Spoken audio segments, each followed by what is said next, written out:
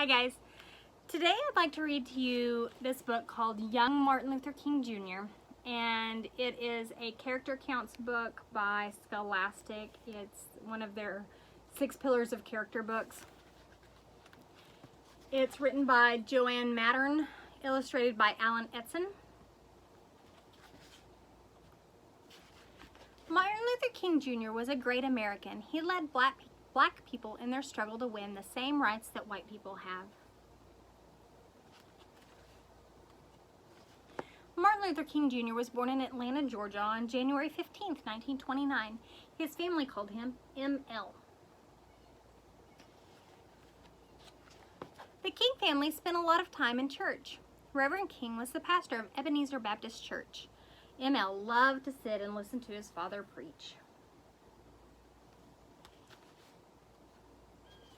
ML loved sports too. He and his friends played football, baseball, and basketball.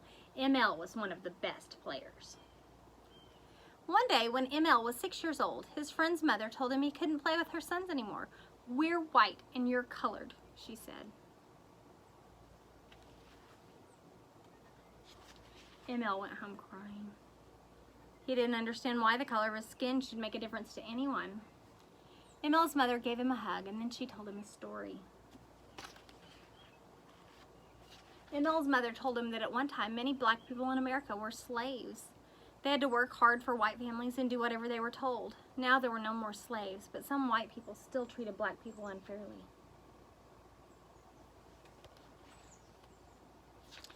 "You're just as good as anyone else," ML's mother told him, "and don't you forget it."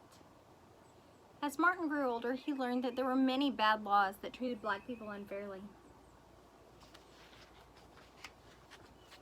Black children and white children had to go to different schools. There were playgrounds, restaurants, and hotels where only white people could go. In stores, black people had to stand in the back and wait until all the white customers had been helped first. The laws made Martin very sad. He wanted to do something to change them, so he studied hard in school. He read all the time. Sometimes he'd spend his whole allowance on books. Martin finished high school when he was only 15. Then he went to Morehouse College in Atlanta. While he was there, Martin decided he would be a minister, just like his father. Later, Martin went to school in Boston. There he met a pretty girl named Coretta Scott. They fell in love. Soon she became Mrs. King. In 1954, Martin got his first job as a pastor in Montgomery, Alabama. Something important was about to happen there. In 1955, a black woman named Rosa Parks was riding the bus home after a long day at work. When the bus driver told her she had to give up her seat to a white man, Mrs. Parks said no. She was arrested and put in jail.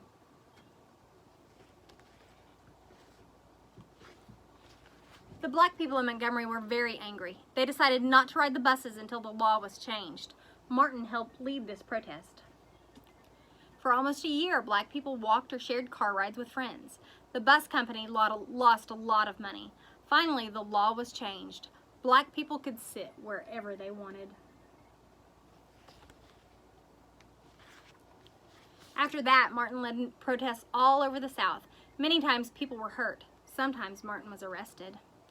No matter what happened, Martin always said, "Love your enemies." He would not use violence as a weapon. He believed in peace.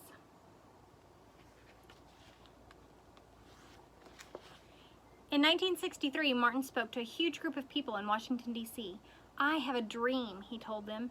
He dreamed that someday all Americans would be treated equally. In 1964, Martin won a very important award called the Nobel Peace Prize. It showed that the whole world admired his efforts for peace and freedom. Sadly, not everyone believed in peace. On April 4th, 1968, a man killed Martin outside his motel room in Memphis, Tennessee. Martin Luther King Jr. had helped change many unfair laws, and he showed all Americans how important it is to love and respect one another. The end.